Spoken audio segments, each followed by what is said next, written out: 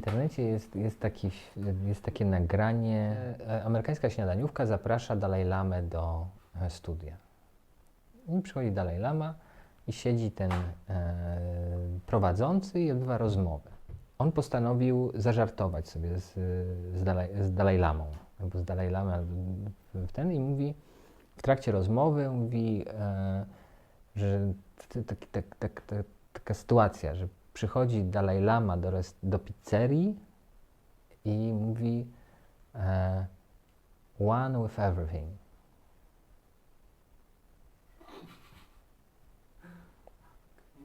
Dalaj Lama tak...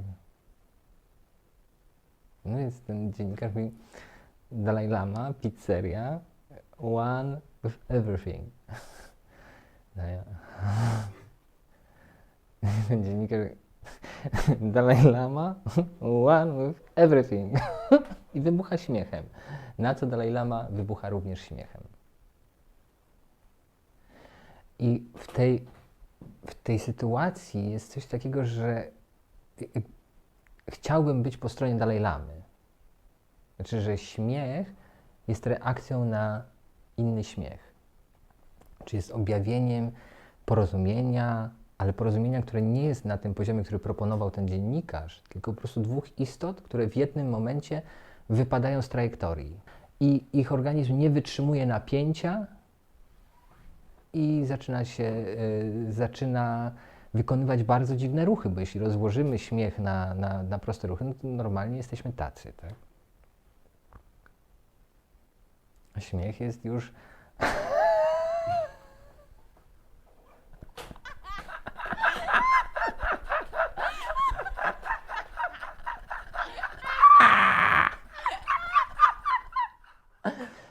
Bardzo dziwny układ w ogóle twarzy, no taki, spotkać coś takiego, nie znając, no, można się przestraszyć. No, nie jest to najlepsza sytuacja wizualnie.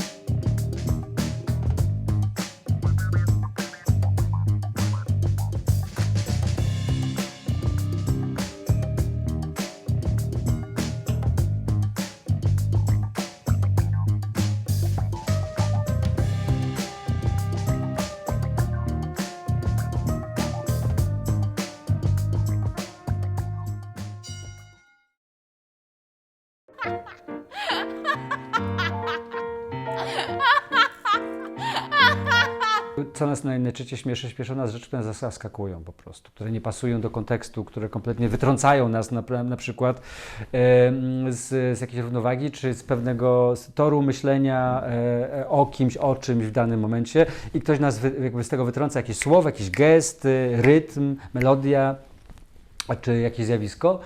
I to jest zawsze śmieszne i oczywiście to jest teatrze bez sceny, my to już się uwielbiamy. Bo w śmiechu my wszyscy się strasznie ze sobą łączymy. My się strasznie integrujemy wtedy, kiedy się śmiejemy. To jest, no nie ma czegoś, co bardziej łączy ludzi. Mówię o grupach, bo nie mówię o zbliżeniach seksualnych dalej. Co łączy grupy ludzi, to jest wspólny śmiech, wspólna radość, ale nie tylko radość, tańce, wiadomo, ale śmiech. Śmiech najbardziej relaksuje, najbardziej usuwa, najbardziej likwiduje bariery, jakby te hamulce między ludźmi. I wtedy, kiedy się wspólnie, rzeczywiście uda się wspólnie śmiać, w sposób organiczny, nie narzucony, nie sztuczny, bo to jest najgorsze, co może być, to udawać płacz na scenie albo dusić humor, dusić komizm, czyli robić to po prostu tak programowo, nachalnie, na siłę, tak, że widać szwy, no to jakby nikogo nie śmieszy, a miało być śmieszne, to tak się śmiejemy. Natomiast taki prawdziwy, autentyczny, spontaniczny rechot, śmiech całej sali jest po prostu czymś, to jest bardzo zaraźliwe, to jest po prostu piękne. Każdy, no po prostu wszyscy uwielbiamy się śmiać. No.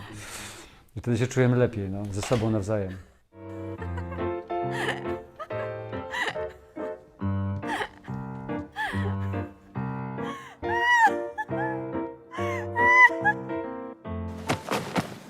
Dobra robota, chłopie. Ciło. Ja ci dam dobra robota! Wyciąg mnie, ty ciolu!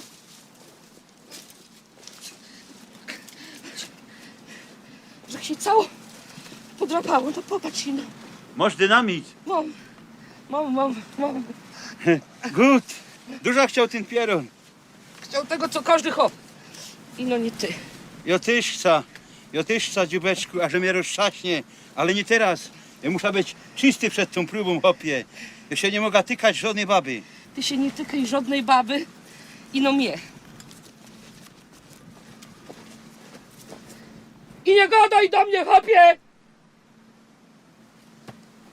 Dziubeczku, ja ci obiecuję, że jak ino się ta próba dobrze skończy, to my przez cały tydzień nie będziemy z prykola wyłazić. Co mnie śmieszy. No. Trudno powiedzieć, ale to Ślązacy mają taką zdrową energię, która z nich bije i ona w tym kontekście z takimi sprawami duchowymi to wygląda czasami komicznie. Nie spodziewamy się, że oni będą, że ich to interesuje. A taki automatyka taka głupawa mówi o tym, że nie, oni nie mają życia wewnętrznego, bo to są takie hopy z prawdziwego zdarzenia, a właśnie oni mają. I to jest ta poezja. To jest to niesamowite. Codzienność, absurdy codzienności. Ja uważam, że w tej chwili brakuje w Polsce takiego reżysera jak Bareja. No, dzień dobry, Miśku. Wiesz, wpadłam na chwileczkę po swoje meble. Słuchaj, mam nadzieję, że ci nie przeszkadzam. Pozwól, że Napijesz przedstawię ci... się? Napijesz się czegoś? Nie, dziękuję. A ja, jeżeli pan pozwoli, z przyjemnością. Oj, ostrożnie panowie, uważajcie.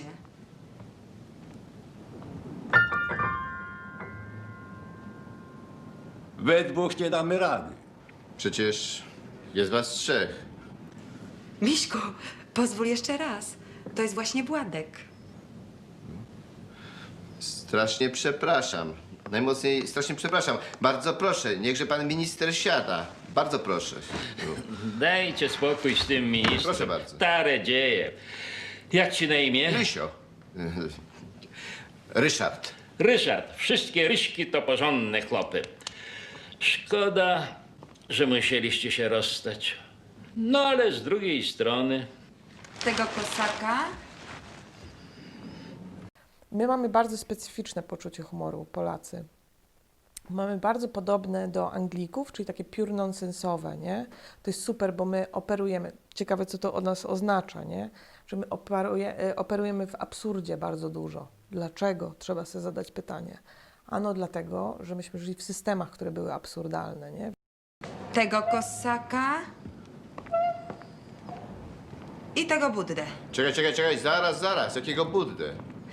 Władeczku, kosaka to bym chciała do sypialni, a tego Buddę do twojego gabinetu. Ale czekaj, chwileczkę. Bardzo cię polubiłem, chłopie. Musisz kiedyś do nas paść. Tak. Tylko zadzwoń przedtem, żebyśmy byli w domu. A to też ładne. To, no ale...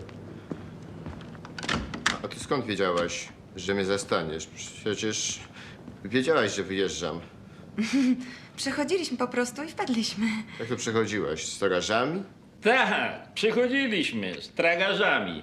Bardzo cię polubiłem, chłopie. Żart jest taką specyficzną sytuacją, w którym, takim mikroświatem, w którym jest wszystko. Suspens, bohaterowie, cechy specyficzne, dramaturgia, punkt zwrotny. Tam jest cała mikroopowieść, nie? Tam jest film po prostu. Więc w tym sensie dowcipy są dla mnie interesujące, bo też są różne, właśnie, bo akceptujemy, że są różne dramaturgie w dowcipach, a już jak oglądamy filmy, to już to jest nieznośne, nie? Na przykład niektóre dowcipy znamy je opowiadać tak beznadziejnie długo, prawda? Znacie takie dowcipy. I oczywiście jak ktoś super je opowiada, to są najśmieszniejsze. Jak się mówi, że żarty to jest taki icebreaker, czy łamacz lodu, nie? To ja myślę nie. Ja myślę, że za pomocą żartów szybko sprawdzisz systemy operacyjne innych ludzi. Żarty to jest taki trochę wyłam, wytrych, takie narzędzie też do rozpoznawania, jak kto operuje, na ile ktoś jest w stanie operować. I jest taka opowieść taki żart, urban legend, nie wiem, o Dobrowolskim, o takim aktorze, że on wchodził na imprezę i opowiadał, nie pamiętam, może to był Maklarkiewicz, i opowiadał najobrzydliwsze żarty od razu i połowa osób podchodziła, stwierdzając, że to cham, a on mówił, że to są żarty Sonda, bo on po tych żartach już był uroczy, inteligentny, pełen anegdot i musujący, natomiast on odsiewał wszystkich tych takich moralnie skomplikowanych, powiedzmy, czy właśnie moralnie nieskomplikowanych.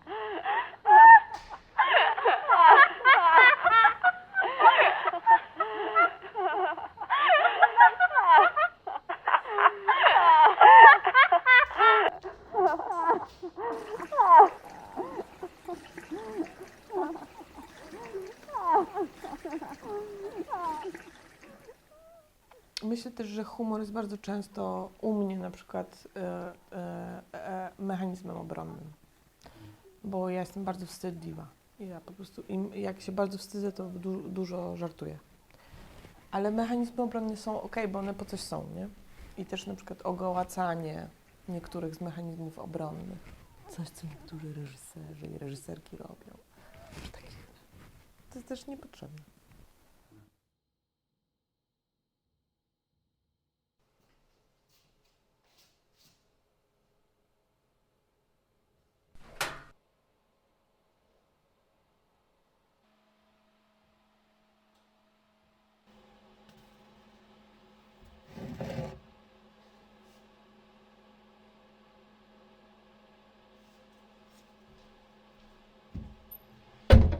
I think it's good to have a sense of humor.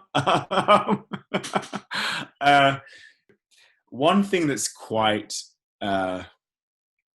lovely about British people and in British culture is this sort of sense of being self-deprecating. Even it's really quite interwoven into the culture.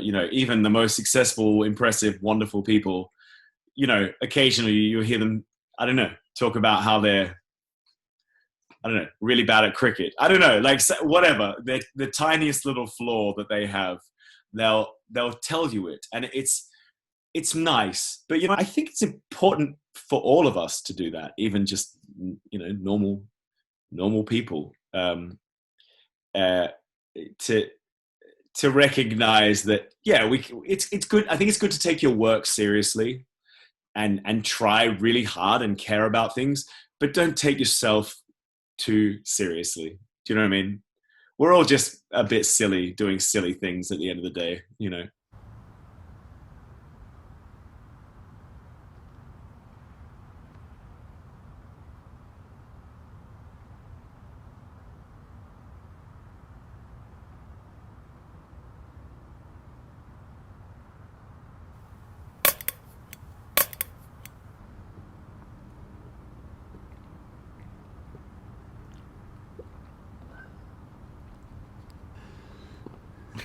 Ha ha